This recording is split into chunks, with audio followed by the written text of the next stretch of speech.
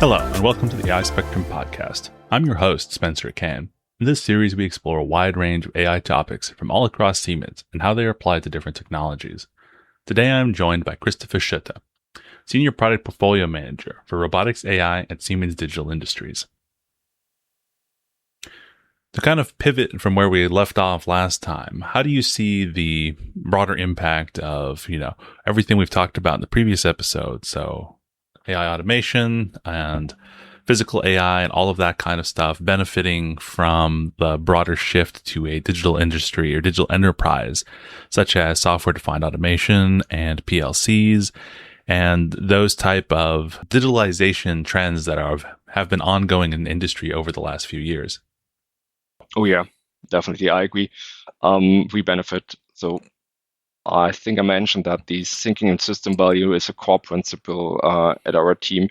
And that means we have this fact that the world outside the industrial world is mostly PLC based, but we integrate these novel technologies in the new solution types, or like the AI-enabled robotics. And this requires to integrate complex AI models, maintain them, run them on hardware that will be in place for 5 to 7 years. It's not a gaming PC that you can put there and, okay, I'm fine. That will be probably not the case. It should be something with spare part support over all these lifetime. You need to enable this data flywheel concept. And there also the shift in the digital enterprise helps heavily. Why? Because there are concepts like industrial edge that helps in secure data exchange. Concepts like automation expansion at Siemens makes engineering in machines much more IT-like. That means it coming more from a one-time development of an AI robot cell for one customer that is like tailored for this customer, more to the methods of IT engineering, where you think in modularity, where you think in to put things together as a product and not as a specialized solution. And next to it, also the PLC changes its format. So it's a hardware PLC mostly today, the gray box at Siemens, other colors at other suppliers. And they're merging now to virtual PLC that you can directly install next to your AI models and make it easier to maintain, engineer, giving all these things in the hand of your engineering and service staff. And all these type of streams that happen in engineering, in edge, in also to virtual PLC next to new technologies, integrating all these things together, a huge benefit. And we're thinking every time I said in the system value to give a blueprint and architecture how an AI-enabled robotics solution could look like that works for 5 to 7 years.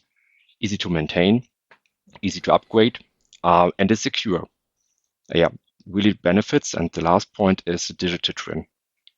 So before everyone wants to build this thing up and invest $200,000 or euro in such a demo, they want to see if this helps.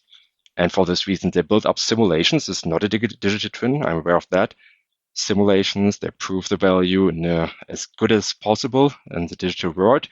They build up, reuse code, and then going the real world, they have the digital twin, enrich it, and it's also the goal that we probably have the sim to real gap at some time close, that we can probably also get the data flywheel running with cohesive digital twin.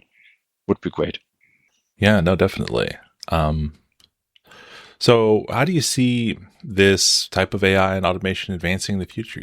You've obviously made a lot of amazing strides recently, and what you're expecting in the short term. But how do you see this improving more in the future? Like, what's the next step for you guys in terms of improving these robotics and automation systems? Mm-hmm. It's probably an own podcast episode, but giving you some points. We have a point with PKI where we can enable adaptive flexible robotics, and we use their foundational models for segmentation next to the more deep learning traditional neural networks to do other jobs in the product. The next thing that will come up is to get advantage of so-called vision language models, VLMs, That is already real. So it's getting more and more in production. We're also trying that thing out. What this gives is it gives an understanding of the real world scene to the machine. That means use cases like identify damages in the items stored, search objects, sort them, count them, all these things getting immediately possible. And the L in the VLM just indicates that you can prompt all of this by directly prompted with your keyboard, or you just make it in the background. And that is amazing. That is one step. This is already happening. The long-term 5-year plus goal is to have really a robot foundation model that in range of covering really close to autonomy, and the actually architecture where the people bet on are vision language action models. This type of AI takes full control over sensors, actuators, and in a high frequent scanning adapting cycle. They hopefully will generalize also tasks about the use case around customer sites and settings, so different cameras, different end of arm tools, robots. That would be the great hope.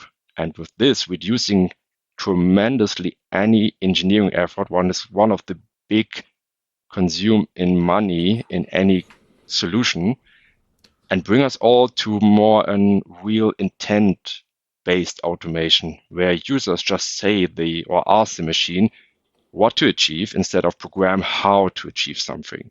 And we are on the way to achieve this vision more and more. It's an early stage.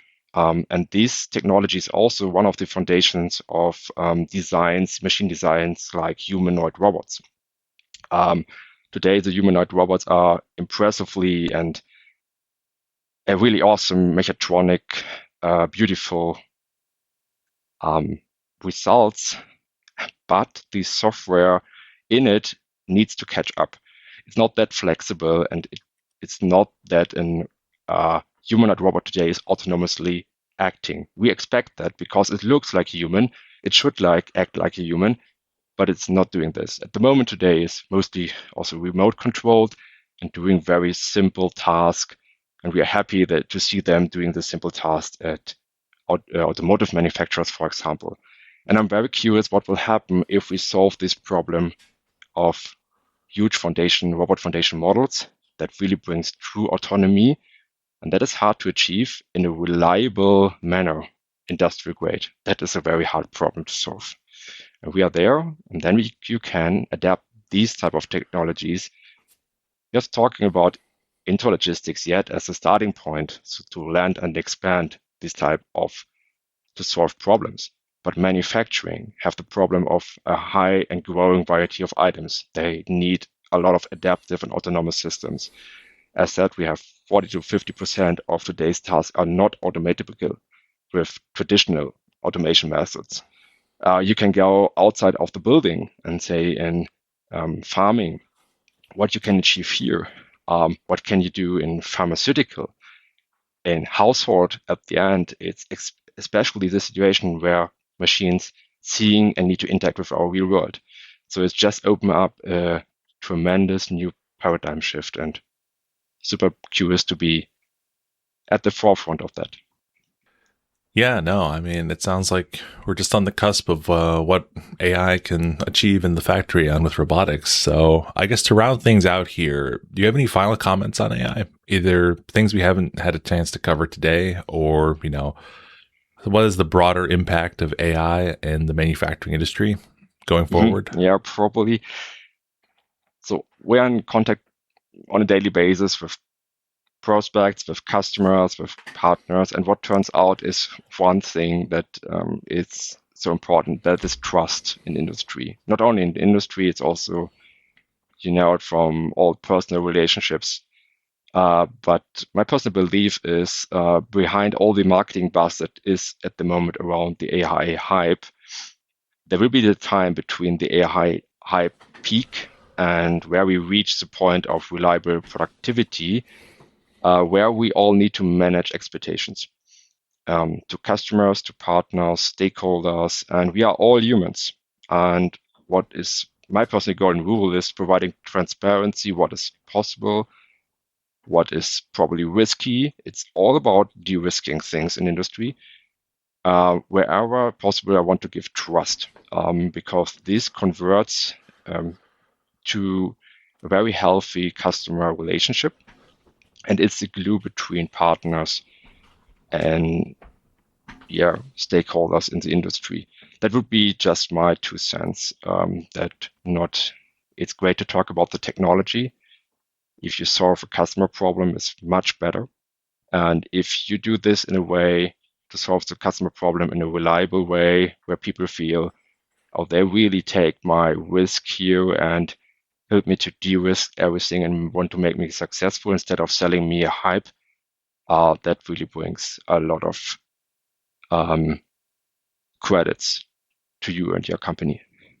Yeah, no, I couldn't agree more. Trust is absolutely the one of the biggest issues with AI. I think, with generative AI and everything else, making sure you can trust your AI results is perhaps the most important thing of all when it comes to this.